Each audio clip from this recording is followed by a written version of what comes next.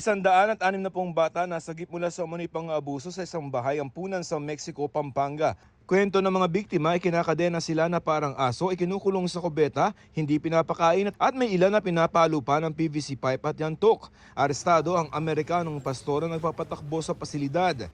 Itinanggi niya ang mga aligasyon. Dinala na sa isang DSWD facility sa Lubao, Pampanga ang mga bata at sumailalim sa counseling at iba pang pagsusuri. 5 estudyanteng pinagkukunan umano ng sigarilong tuklaw sa Puerto Princesa sa Palawan arestado. Sinasabing galing Vietnam ang mismong tuklaw. Pero ang synthetic cannabinoid na inihalo sa tuklaw ang naging sani umano ng pangingisay ayon sa PIDEA. Sabi ng PNP online ang bentahan ng synthetic cannabinoid ng grupo.